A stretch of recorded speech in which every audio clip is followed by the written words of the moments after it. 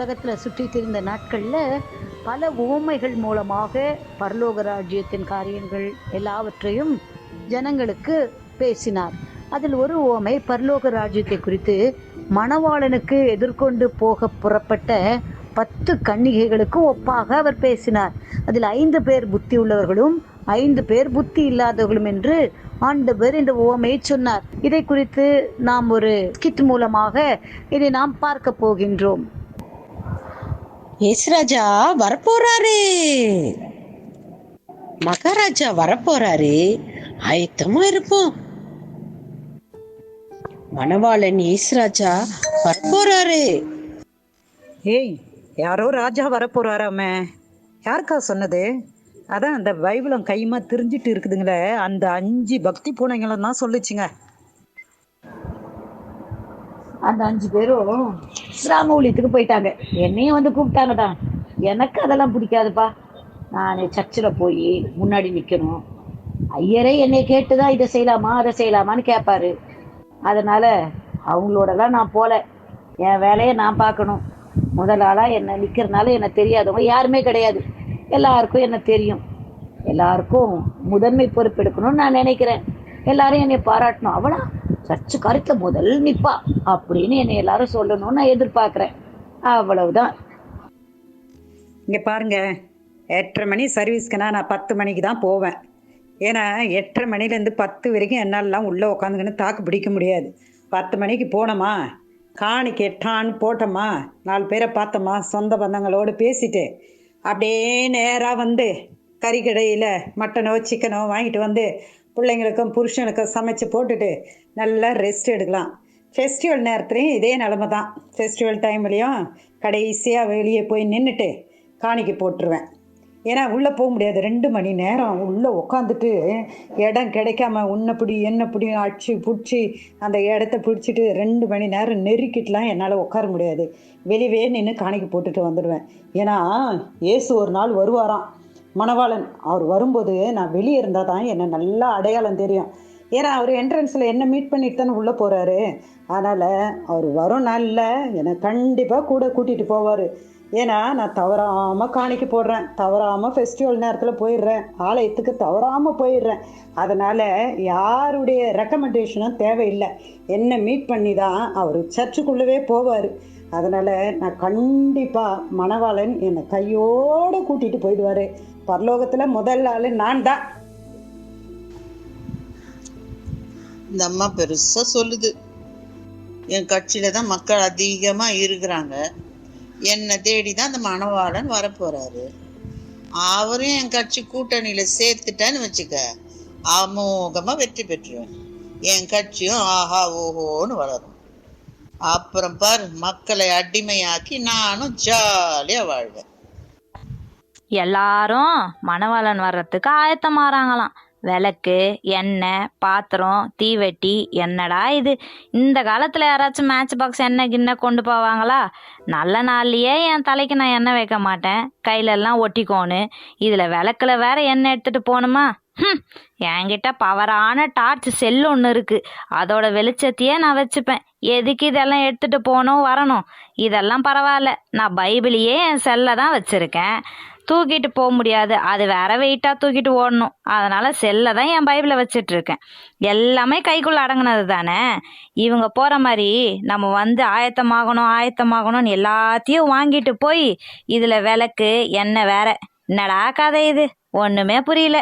அது மட்டும் இல்லை, செல்லில் இருக்க எல்லாத்தையும் நான் எப்பவும் பார்த்துட்டே இருப்பேன். நடுவில் எங்கே சார்ஜ் குறைஞ்சிட போகுதுன்னு பவர் பேங்க்கையும் என் கையிலே வச்சுட்டு சுற்றிட்டு இருப்பேன். என்ன பண்ணேன்? அதனால் எனக்கு நல்லா தெரியும், ஆண்டவர் பார்ப்பார். இந்த மாடர்ன் வேர்ல்டு காலத்துக்கு ஏற்ற மாதிரி நான் மாறிட்டேன்னு என்னை மணவாளன் முதல்ல கூப்பிட்டு போயிடுவார். ஏன்னா என்கிட்ட அவர் கற்றுக்க வேண்டியது கொஞ்சம் நிறைய இருக்குன்னு நினச்சிடுவார். அதனால் கட்டாயம் மணவாளன் பார்க்க போவேன். ரீல்ஸ் சூர்யா எல்லாருக்கும் தெரியும். ரீல்ஸ் போட்டேன் சம்பாதிப்பேன். யாரோ மணவாளன் வராராம், அவரோட ரீல்ஸ் போடுவேன். அவர் என் அழகை பார்த்து மயங்கிடுவார், என்னை கல்யாணம் பண்ணிக்குவாரு. ஐயோ, எனக்கு வெக்கமா வருது.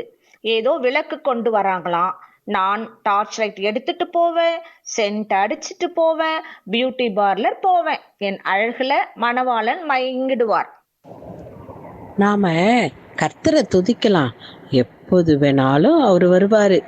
அதனால நம்ம ஜெபம் பண்ணி ஆண்டவரை துதிக்கலாம்.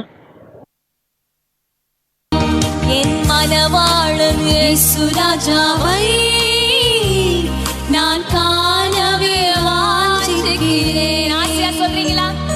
என் மணவாளன் இயேசு ராஜாவை நான் காணவே வாஞ்சிக்கிறேன். வாஞ்சிக்கிறீங்களா? என் ஆசையெல்லாம் இயேசுதானே, என் ஆசையெல்லாம் இயேசுதானே. அவர் பொன்முகம் நான் பார்க்கணுமே, அவர் பொன்முகம் தான் நான் பார்க்கணுமே. என் ஆசையெல்லாம் இயேசுதானே, என் ஆசையெல்லாம் இயேசுதானே. அவர் பொன்முகம் தான் நான் பார்க்கணுமே, அவர் பொன்முகம் தான் நான் பார்க்கணுமே.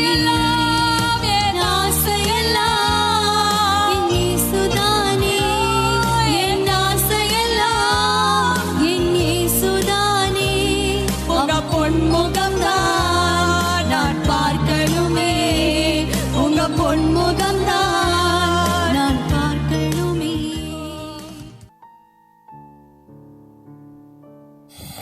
இன்னும் மணவாளன் வரல, எல்லாம் தூங்குதுங்க.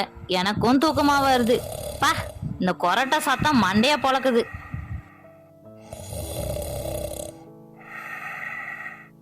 எனக்காக காத்திருந்த என் மனவாட்டியே, வாருங்கள் என்னோடு. உங்களுக்காக நான் ஆயத்தம் செய்த ஸ்தலத்தை சுதந்திரித்துக் கொள்ளுங்கள். ஏய், எல்லாரும் எழும்புங்க. இங்க இருந்த கன்னிகைகளே காணோம். ஆமா, நம்ம தூங்குகிற நேரம் பார்த்து கிளம்பிட்டாங்களா? நான் மணவாளன் வந்த உடனே எழுப்பு சொன்னேன், எழுப்பாமே போயிட்டாங்க. நாம எல்லாரும் கைவிடப்பட்டுட்டோம். எசப்பா, எங்களை மன்னிச்சிடுங்கப்பா. நாங்க இனிமேல் தப்பு பண்ண மாட்டோம். எங்களையும் கூட்டிட்டு போங்கப்பா. நாங்க கடைசி நாட்கள்ல இருக்கோம்ப்பா. நான் உங்களை அறியேன், மெய்யாகவே நான் உங்களை அறியேன். என்னை விட்டு விலகி செல்லுங்கள். தற்பெருமைக்காரர்களே, என்னை விட்டு விலகி செல்லுங்கள்.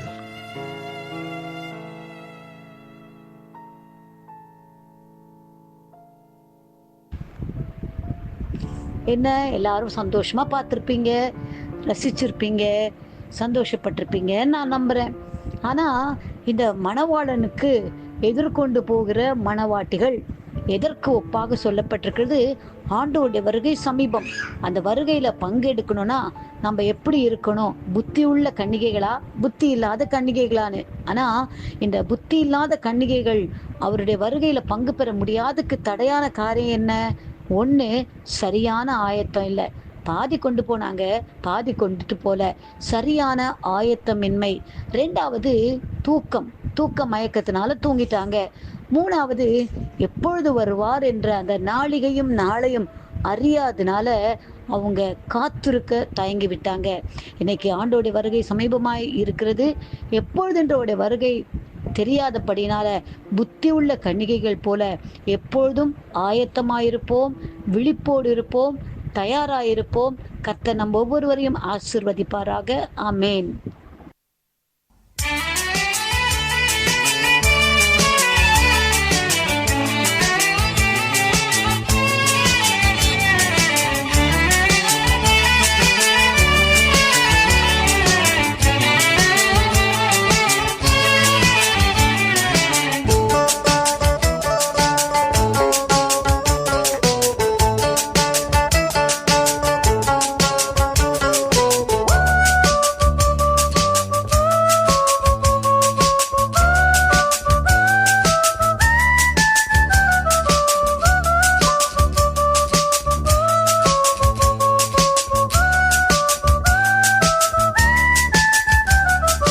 மணவாளன் கர்த்தர் இயேசு வருகின்றாரே, மணவாட்டி சந்திக்க ஆயத்தம் தானா? மணவாளன்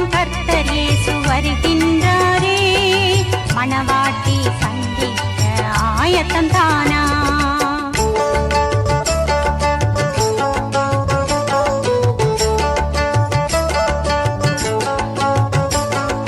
பிரியமே நீ ரூபவதி எழுந்து வா உன்னை சரி சந்திக்கவே பிரியமே நீ ரூபவதி எழுந்து வா உன்னை சரி சந்திக்கவே மணவாளர் கர்த்தர் இயேசு வருகின்றாரே மணவாட்டி சந்திக்க ஆயத்தந்தானா